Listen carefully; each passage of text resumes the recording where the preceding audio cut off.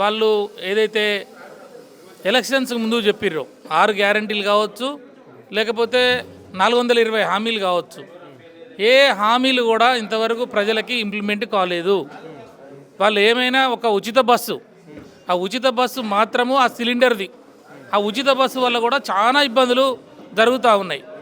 ఆ పేద ప్రజలకు ఇచ్చినా బాగానే ఉండు, అందులో కూడా పైసలు ఉన్నోళ్ళు వాళ్ళు తిరుగుతూ ఉంటారు. దాంతో ఏమవుతుంది, బస్సులలో ఓవర్గా జనం మహిళలు ఎక్కటం వల్ల ఆ బస్సు డ్రైవర్లకు ఇబ్బందులు అవుతున్నాయి. బస్సు సరిగా తోలలేకపోతుర్రు. బస్సుకు బ్రేకులు వేస్తే ఇక్కడ వేసిన బస్సు బ్రేక్ అక్కడ పడుతున్నది. తర్వాత మహిళలు వాళ్ళ సీట్ల కొరకు కొట్లాడుతున్నారు. తర్వాత డ్రైవర్ని ఇష్టం వచ్చిన కాడ ఆపమని చెప్తున్నారు. డ్రైవర్ ఆపకపోతే వారి డ్రైవర్ని తిడుతున్నారు, కండక్టర్లను కొడుతున్నారు, వీళ్ళకి కొట్టుకుంటున్నారు. అరే నువ్వు ఒక పర్టికులర్గా ఒక ప్రయోజనం జరగాలి కదా ప్రజలకి. నిజంగా పేదవాళ్ళకి ఆ కూరగాయలు అమ్ముకునేటోళ్ళకో లేకపోతే ఇంకా వేరే పనికి పోయేటోళ్ళకో ఆ పథకాన్ని పెడితే బాగుండేది. కానీ ఇలా వనస్థలిపురంలో మనం చూస్తున్నప్పుడు అంత సెక్రటేరియట్ ఎంప్లాయీస్ లేడీసు, వాళ్ళకి నెలకు ₹1,00,000 పైగా ఉండే జీతం వచ్చేవాళ్ళు, లేకపోతే గవర్నమెంట్ స్కూళ్ళలో టీచర్గా పనిచేసే వాళ్ళు, లెక్చరర్గా పనిచేసే వాళ్ళు, వీళ్ళందరూ కూడా ఉచిత బస్సులను తిరుగుతూ ఉంటారు. దాంతో ఎవరికి ప్రయోజనం జరుగుతున్నది? అసలు ఆ పథకం మీరు పెట్టింది పేదవాళ్ళ కోసం పెట్టినప్పుడు పేదవాళ్ళకి న్యాయం జరిగితే బాగుండేది. సరే దాన్ని వ్యతిరేకించట్లేదు, అది మహిళల కోసము, గరీబోళ్ళ కోసము ఆ ఉచిత బస్సు అనేది ఉపయోగపడితే చాలా సంతోషం. కానీ ఈ వాళ్ళు చెప్పుకోవటానికి ఉచిత బస్సు అనేది తప్ప, ఆ సిలిండర్ అక్కడక్కడ ఇస్తున్నారేమో ₹500, ఈ 2 తప్ప మిగతా మొత్తం కూడా ప్రజలకి అన్యాయమే చేసినారు. 2 లక్షల రుణమాఫీ చేసినాము రైతులకు అని చెప్పేసి గంట పదంగా చెప్తున్నాడు. విజయోత్సవాలు జరుపుకోవాలి రైతులంతా అని చెప్పేసి అని చెప్పారు కదా. ఇప్పుడు రైతు రుణమాఫీకి వచ్చినప్పటికీ ముఖ్యమంత్రి ఒక నెంబర్ చెప్తున్నాడు, వ్యవసాయ శాఖ మంత్రి ఒకటి చెప్తున్నాడు, సొంతంగా ముఖ్యమంత్రి మొన్న రివ్యూలో చెప్తూ ఇంకా కొంతమంది చేయాల్సింది చేస్తామని అంటున్నాడు. రైతులకు చేసే దాంట్లో ఆధార్ కార్డుల పేర్లతోటో లేకపోతే పాన్ కార్డుల పేర్లతోటో ఏదో రకమైనటువంటి వాళ్ళకి ఇబ్బందులు పెడతా ఉన్నారు. నేనేమంటున్నా, మీరు చేస్తానన్నప్పుడు ఎందుకు చేయలేదు? 36 లక్షల మంది రైతులకు ఇవ్వాల్సి ఉంటే మీరు ఇంకా 18 లక్షలకు పెండింగ్ పెట్టారు రైతులకి. వాళ్ళకి ఎందుకు చేయట్లేదు మీరు? అంటే మీరు రైతాంగానికి రైతు బంధు అనే పథకము మేము ₹10,000 ఇస్తే మీరేం చెప్పారు? దానికి రైతు భరోసా అని చెప్పి ₹15,000 ఇస్తామన్నారు. అరే దిక్కు లేదు మొక్కు లేదు. ఈరోజు ₹10,000 మేము ఇచ్చిన 10,000 ఇవ్వట్లేదు, నువ్వు 15,000 ఇస్తావు నువ్వు. కాబట్టి నేనేమంటున్నా, రైతాంగానికి వెన్నుపోటు పొడిచింది కాంగ్రెస్ పార్టీ. రైతాంగాన్ని ఇలా ఏడుస్తున్నారు. రైతాంగం అంతా కూడా పంటలు పండించి కళ్ళాలలో పంటలు ఉంటే ఈరోజు వరకు కూడా వాళ్ళ పంటలు కొనలేదండి. మన ప్రభుత్వంలో రైతు బంధు పథకం కానీ, రైతు బీమా పథకం కానీ, 24 గంటల కరెంటు కానీ ఉచితంగా ఇవన్నీ ఇచ్చేసి పండించిన పంట నేరుగా ప్రభుత్వమే కొని అక్కడ పైసలు చక్కగా రైతు అకౌంట్లో పడ్డది. భారతదేశ చరిత్రలో రైతులకి ఇంత పెద్ద మేలు చేసినటువంటి ప్రభుత్వం ఎక్కడ లేదు. రైతాంగం స్వతంత్ర భారతదేశంలో ఏ ప్రధానమంత్రి కానీ లాల్ బహదూర్ శాస్త్రి గారు జై జవాన్ జై కిసాన్ అన్నాడు. కానీ వారు కూడా పెద్దగా రైతులకు ఏం చేయలే. మీరు 29 రాష్ట్రాలు ఉంటే మీరు చూడండి, ఇవాళ స్వతంత్ర భారతంలో ఏ రాష్ట్ర ముఖ్యమంత్రి కూడా రైతుల యొక్క శ్రేయస్సు కొరకము, రైతుల జీవన ప్రమాణాలు మెరుగుపడాలని చెప్పి, రైతులు కూడా మంచి ఆత్మ గౌరవంతో బతకాలని చెప్పి ఇలాంటి పథకాలు తీసుకొచ్చినాం మనము. ఐక్యరాజ్య సమితి వాళ్ళు రైతు బంధు పథకాన్ని అప్రిషియేట్ చేశారు. వరల్డ్ హెల్త్ ఆర్గనైజేషన్ వాళ్ళు ఇక్కడ రైతులకి జరుగుతున్నటువంటి మేలు గురించి వాళ్ళు అనేక వేదికల మీద, ఇంటర్నేషనల్ వేదికల మీద చర్చలు జరిగినాయి. కానీ ఈరోజు రైతుల్ని మొత్తం అబద్ధాలు చెప్పి 15,000 ఇస్తాని, మన కౌలు రైతులకు 15,000 ఇస్తా అని చెప్పి, వ్యవసాయ కూలీలకు 12,000 ఇస్తా అని చెప్పి, ఏమిటండి ఇవి అంతా? ఇంత దుర్మార్గంగా, ఇంత అన్యాయంగా ప్రజల్ని మాయ మాటలు చెప్పి వాళ్ళని ఓట్లు దండుకున్న తర్వాత ఈరోజు రైతు బంధు పథకం అమ్మితే ఒక రైతుని చెప్పుతోటి కొడతా అని చెప్పేసి ఒక మంత్రి మాట్లాడటం ఇది ఎంతవరకు సభమో అంటున్నాం మేము. మీరు రైతు బంధు పథకమా? మీరు రైతులను కించపరిచే ప్రభుత్వమా? రైతుల ఆత్మగౌరవంతో బతికేటట్టు చేసింది కేసీఆర్. అవునన్నా కాదన్నా, ఇవాళ భారతదేశంలో తెలంగాణ రాష్ట్రంలో పంట ఉత్పాదనలో భారతదేశంలో ఒకనాడు పంజాబ్ ఉంటే తెలంగాణ రాష్ట్రం వచ్చింది నెంబర్ 1 స్థితిలోకి. ఇవన్నీ లెక్కలు మేము చెప్పే గణాంకాలు, గాలి మాటలు చెప్పట్లే మేము. వాళ్ళు కాంగ్రెస్ నాయకుల్లాగా ఇష్టం వచ్చినట్టు మాట్లాడి మేము అది ఇస్తామని చెప్పి, ఇవాళ నువ్వేం చెప్పావు? కళ్యాణ లక్ష్మికి ₹1,00,000 ఇస్తానని చెప్పినావు. ₹1,00,000తో పాటు తులం బంగారం ఇస్తా, అక్క వచ్చిందా, అన్న వచ్చిందా, అయ్యా వచ్చిందా అని చెప్పి నువ్వే కదా ప్రకటనలు చేసింది. ఇవాళ నువ్వు కళ్యాణ లక్ష్మి తులం బంగారం సంగతి దేవుడెరుగు. ఇవాళ నువ్వు ఆ ₹1,00,000 కూడా ఇవ్వట్లే కదా. ఇలా మా దగ్గర బంగారం అని అంటే దసరా పండుగ రోజు ఏమంటారు? జమ్మి అంటారు. జమ్మిచ్చి బంగారం అని చెప్తారు. నాకు డౌట్ వస్తుంది ఇలా కాంగ్రెస్ పార్టీ నాయకులు ఇలా మరి అక్క చెల్లెళ్ళు ఆ చెల్లెమ్మలందరికీ కూడా ఇలా ఏదైతే ఉంటుందో ఈ పథకం ఉన్నదో, అరే మీరు ₹1,00,000 ఇచ్చారు కదా, మాకు తులం బంగారం ఇస్తున్నారు కదా అని చెప్పి నా అక్క చెల్లెలు, నా అన్నదమ్ములు ఈ తెలంగాణ ప్రాంతంలో కాంగ్రెస్ పార్టీ నమ్ముకొని ఓట్లేసిన వాళ్ళందరూ వచ్చి ముఖ్యమంత్రి గారినో మంత్రులను రేపు అడిగితే జమ్యాకు చేతిలో పెట్టేటట్టు కనబడుతుంది. మాకు అనుమానం వస్తుంది, అరే ఈ జమ్మి అంటే ఏంద్రా అని చెప్పి మళ్ళీ వాళ్ళని అడుగుతాడు. అడిగినాక వాళ్ళు ఏమంటారంటే ఈ జమ్మి దసరా పండుగ తర్వాత పెట్టేది బంగారం అంటారు అన్నా అని వాళ్ళే చెప్తారు అమాయకంగా. వాళ్ళు చెప్పినాక మీకు ఇచ్చిన కదా బంగారం తీసుకోండి అని చెప్పి ఆకులు చేతిలో పెట్టే కార్యక్రమం చేస్తున్నట్టు నాకు అనుమానం వస్తున్నది. కాబట్టి వీళ్ళు మొత్తం కూడా జూటా మాటలు. ఇవాళ తెలంగాణలో మొత్తం ప్రజల్ని వంచారు, మోసం చేశారు. రైతుల్ని కాదు, మహిళల్ని కాదు, బీసీలని కాదు. ఏం మాట చెప్పిండండి? మూడు నెలల్లో కామారెడ్డి డిక్లరేషన్. కాంగ్రెస్ పార్టీ అధికారంలోకి వస్తే 3 నెలల్లో కులగణన చేస్తా అని చెప్పినాడు. 3 నెలలు ఇప్పుడు 12 నెలలే, దిక్కు మొక్కు లేదు. నువ్వు చేసే సర్వే వాళ్ళు గవర్నమెంట్ ఎవరైతే ఎన్యూమరేటర్స్ ఉన్నారో ఇవాళ మొత్తం అవన్నీ కూడా రోడ్డు మీద పడుతున్నాయి కాగితాలు. ఇదా నువ్వు చేసే సర్వే? 12 గంటల తర్వాత ఊర్లలో ఎన్యూమరేటర్స్ ఇండ్లలోకి పోతే ఉంటారా? రైతాంగం ఉంటుందా? గరీబ్ వాళ్ళు ఉంటారా? పని చేసుకునే వాళ్ళు ఉంటారా? కూలీ నాలికి బయట వాళ్ళందరూ కూడా పొద్దున్నే సర్ది కట్టుకొని ఊర్లో పనికి పోతారు వాళ్ళు వ్యవసాయానికి. ముచ్చటేందే మరి 6 వాక్యాలు అన్నారు, మళ్ళీ 72 క్వశ్చన్ చేస్తున్నారట. ఏంటి దాన్ని ఏమంటారు? నేనేమంటున్నా చేస్తున్నామని ఒక చేత చెప్పాలి, మళ్ళీ లీగల్ ఇష్యూస్ సృష్టించాలి. ఇప్పుడు పుట్టుస్వామి కేసు యూనియన్ ఆఫ్ ఇండియాలో ఏం చెప్తున్నారు అంటే, ఒక వ్యక్తికి సంబంధించినటువంటి పర్సనల్ సమాచారం సేకరించవద్దు, ఆస్తులకు సంబంధించింది అడగకూడదు, ఆధార్ కానీ సుప్రీంకోర్టు స్పష్టంగా చెప్పింది. ఆధార్ కార్డులు కానీ, పాన్ కార్డులు కానీ, స్థిర ఆస్తులకు సంబంధించిన విషయాలు కానీ అడగకూడదు, బ్యాంక్ అకౌంట్లు ఇవన్నీ. మరి ఇవన్నీ అడుగుతుంటే ఏమవుతుంది? రేపు ఎవడో ఒకడు మళ్ళీ వాళ్ళ దాంట్లో పోతాడు, పోయి కేసేస్తాడు. కేసేస్తే ఆగిపోతే ఎవడు చెప్పాలి సమాధానాలు? ఇవన్నీ అంటే నువ్వు చేస్తున్నా అని చెప్పి నువ్వు చెప్పాలి, ఓ పక్కన లీగల్ ఇష్యూస్ క్రియేట్ చేయాలి. అంటే ఈ ఇష్యూ ముందుకు పోకుండా చేయాలనే కదా. కాబట్టి మేము ఏమంటున్నాము, కాబట్టి దీని మీద చాలా స్పష్టతగా వీళ్ళు చేసే కార్యక్రమాలు ఏది కూడా కరెక్ట్ లేవు. ప్రజలను మోసం చేయడానికి మరొక సంవత్సర కాలంలో మొత్తము రైతాంగానికి కానీ పేద ప్రజలకు కానీ వీళ్ళు చేసింది జూటా మాటలు, బూతు మాటలతోటి కాలం గడుపుతా ఉన్నాడు. చివరి అన్న అంటే గత ప్రభుత్వం గురుకుల పాఠశాలలో పేద విద్యార్థులు చదవాలని ఎంతో ప్రోత్సహించింది. మరి ఈ సంవత్సరం తెలియకముందే దాదాపుగా గురుకులాల్లో 48 మంది విద్యార్థులు చనిపోయారు. ఈరోజు చూసిన ఘటన కూడా మనం చూస్తున్నాం శైలేజీలో. ఆడికి పరామర్శించడానికి బీఆర్ఎస్ నేతలే కావచ్చు, లేదంటే వివిధ సంఘాల వాళ్ళే కావచ్చు, మీడియా పోతే ఎందుకు అడ్డుపడుతుంది? అంటే ఒక చనిపోయిన వ్యక్తి దగ్గరికి పోవద్దా వీళ్ళందరూ? నేనేమంటున్నా, వాళ్ళు కనీసం విద్యార్థులకు భోజనాలు పెట్టే పరిస్థితులు కూడా లేరు.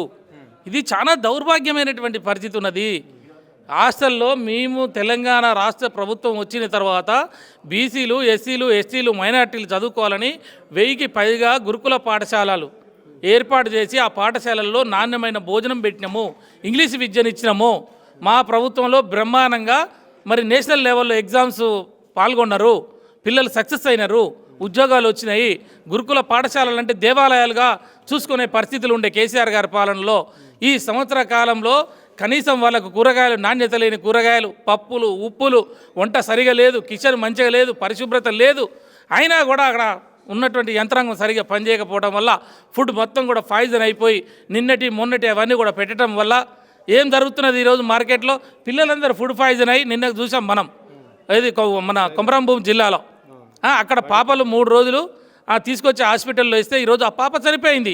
ఇది ఎంత ఈ స్వతంత్ర భారతదేశంలో అంటే గరీబు పిల్లలనే కదా, గిరిజన పిల్లలనే కదా, ఎస్సీ ఎస్టీలకు సరైన భోజనాలు కూడా అందించలేని ఈ ప్రభుత్వం సిగ్గుతోటి తల వంచుకోవాలి ఈరోజు. అంటే నేను ఈ ప్రభుత్వం పోవటం ద్వారా, ఈ ఎమ్మెల్యేలు మంత్రులు పోవటం ద్వారా ఇది ప్రజలకు తెలుస్తుంది. ఈ ఎస్సీ ఎస్టీ బీసీ వర్గాలు వీళ్ళందరూ కూడా ప్రభుత్వానికి వ్యతిరేకమవుతారు. కాంగ్రెస్ పార్టీ నాయకుల్ని ఊర్లలో పోతే తరిమి కొడతారు, తంతరు వెంబడబడి. ఈ గిరిజనులు, ఈ ఎస్సీలు ఎస్టీలు మంత్రులు రేపు చెప్పు తీసుకొని కొట్టే పరిస్థితులు ఉంటాయి, పొరకలు తీసుకొని కొట్టే పరిస్థితులు ఉంటాయి. ఊర్లలోకి వస్తే వాళ్ళని గుతుపలు అందుకొని కొట్టే రోజులు దగ్గరలోనే ఉన్నాయి. ఎందుకు చెప్తున్నా ఈ మాటలు? కడుపు మండి చెప్తున్నాను నేను. ఒక బీసీ కమిషన్, మాజీ బీసీ కమిషన్ మెంబర్గా మేము హాస్టల్ మొత్తం తిరిగి ఆ రోజు హాస్టల్ మొత్తం కూడా మేము మంచిగా చేసి మంచి భోజనాలు ఇచ్చాం. మేము అలాంటి భోజనాలు మొత్తం బ్రష్ పట్టించారు. వాళ్ళకి పైసలు సరైనటువంటి టైంలో పైసలు ఇవ్వరు. వాడు ఎక్కడి నుంచి తీసుకొచ్చి పెడతారంటే భోజనాలు, కాంట్రాక్టర్ ఎక్కడి నుంచి తెచ్చి పెడతాడు? ఆ గుడ్ల పరిస్థితి ఏంటి? ఆ కూరగాయల పరిస్థితి ఏంటి? ఇలాంటి దౌర్భాగ్యమైనటువంటి పరిపాలన ఈ కాంగ్రెస్ ప్రభుత్వం చేస్తున్న ఈ దుర్మార్గమైన పరిపాలన ఈ రాష్ట్రంలో కానీ ఈ దేశంలో కానీ ఎక్కడ జరగలేదు ఇంతవరకు. కానీ జరగదు కూడా అనేది. నేను ఏమంటున్నా, ఈ బీసీ ఎస్టీ విద్యార్థులు, ఉస్మానియా యూనివర్సిటీ లీడర్లు, ఎస్ఎఫ్ఐ లీడర్లు, బీసీల లీడర్లు అందరూ కూడా ఈ కాంగ్రెస్ పార్టీ మన లీడర్లు ఎవరైతే ఉన్నారో, ఎమ్మెల్యేలు కానీ లేకపోతే ఎంపీలు కానీ లేకపోతే మంత్రులు కానీ, వీళ్ళు వస్తే వీళ్ళని ప్రశ్నించండి, వీళ్ళని నిలదీయండి. వీళ్ళు ఎందుకు ఈ డబ్బులు ఇవ్వట్లేదు, ఈ పిల్లలకి ఎందుకు మంచి భోజనం పెట్టట్లేదు, మంచి కూరగాయలు ఎందుకు సప్లై చేయట్లేదు, అక్కడ కిచెన్ ఎందుకు నీట్గా లేదు, ఇవన్నీ కూడా మీరు పరిశీలి చేయాలి. నేను ఏమడుతున్నా, మేము గతంలో కూడా ఐపీఎస్ ప్రవీణ్ కుమార్ గారి ఆధ్వర్యంలో చాలా మంచిగా చేశాం మేము.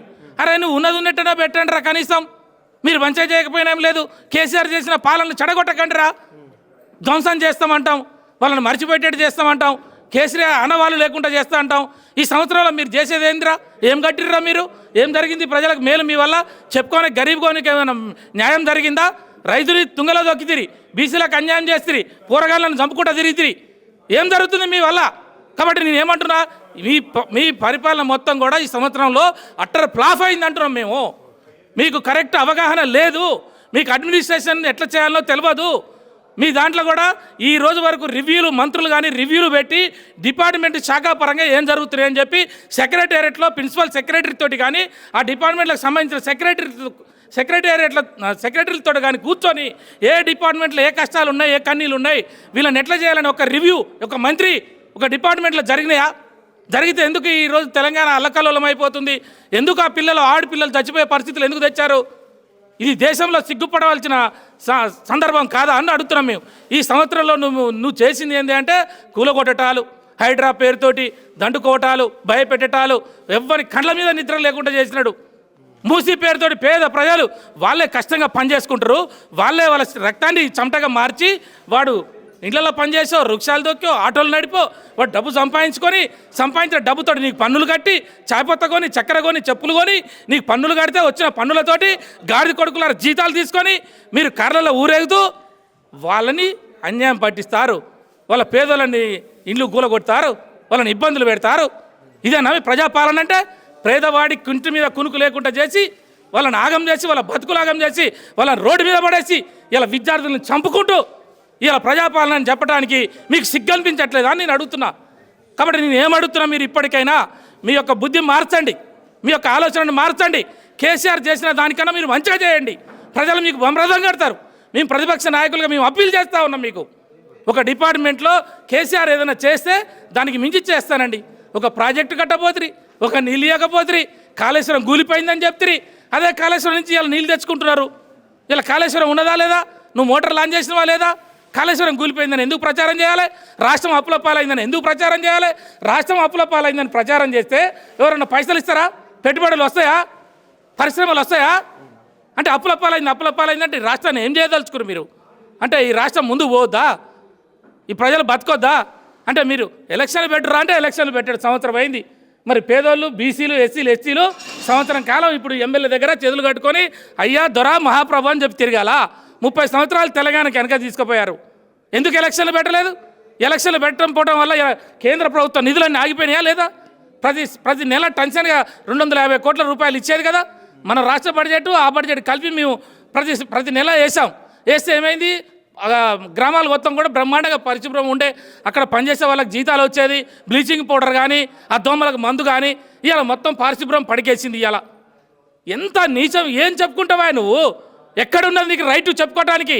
ప్రజాపాలన కాదు ఇది, ప్రజాద్రోహ పాలన, ప్రజలను వంచే పాలన, ప్రజల్ని కష్టపెట్టే పాలన, ప్రజల్ని కంటి మీద నిద్ర లేకుండా చేసిన పాలన చేశారు కాంగ్రెస్ వాళ్ళు. ఇవాళ తెలంగాణ ఒకనాడు రియల్ ఎస్టేట్లో భారతదేశంలో అన్ని రాష్ట్రాలే కాదు ఇంటర్నేషనల్ సంస్థలు కూడా ఇవాళ తెలంగాణకి పెట్టుబడులు వచ్చాయి. అట్లాంటి తెలంగాణ నాయకత్వాన్ని వీళ్ళు భ్రష్టు పట్టించారు. తెలంగాణకున్న పేరు ప్రతిష్టల్ని ఇవాళ ఇంటర్నేషనల్లో హైదరాబాద్ నగరంలో భూములకు వచ్చిన రేట్లు కానీ ఇవాళ మొత్తం గ్రామీణ వాతావరణంలో 30-35 లక్షల ఎకరా పోయింది. నేను అడుగుతున్నా, ఇది నేను ఒక తెలంగాణ వాదిగా నేను అడుగుతున్నా. ఇలా నేను ఒక పార్టీ లీడర్గా అడుగుతున్నా. ఇవాళ మేము ఎక్కడో వెనకకు పోయి తెలంగాణ అంటే ఆకలి చావులు, తెలంగాణ అంటే ఆత్మహత్యలు, తెలంగాణ అంటే వలసలు, రైతులు అన్నమో రామచంద్ర అని బొబ్బాయి, ముంబై, బొగ్గుబాయి ఇట్లా పోయి బతికినటువంటి పాలమూరు జిల్లా వలసలకి ఇబ్బంది పడ్డ వలసలతోటి ఇబ్బంది పడ్డ పాలమూరు జిల్లాని ఇలా పచ్చని తెలంగాణ మాగారి చేసిన కేసీఆర్ పాలనలో మళ్ళా ఇవాళ కూడా మీరు ఆ రకమైన పరిస్థితులు తెచ్చిరంటే నల్లగొండ జిల్లాని వంచన చేశారు, పాలమూరు జిల్లాని వంచన చేశారు, మొత్తం తెలంగాణ ప్రజల్ని వంచారు. కాంగ్రెస్ పార్టీకి ఈ రాష్ట్రంలో మంత్రులకు పదవిలో కొనసాగడానికి వాళ్ళకి ఏమాత్రం రైట్ లేదు, ఈ ముఖ్యమంత్రికి కూడా రైట్ లేదు. నేను ప్రజా పాలన కాదు, ఇది ప్రజా కంటక పాలన, ప్రజలు ఇబ్బంది పెట్టే పాలనని మళ్ళీ చెప్తా ఉన్నా. మళ్ళీ ఒకసారి స్పెషల్ ఇంటర్వ్యూ పెట్టి అన్ని విషయాలు వస్తాయి.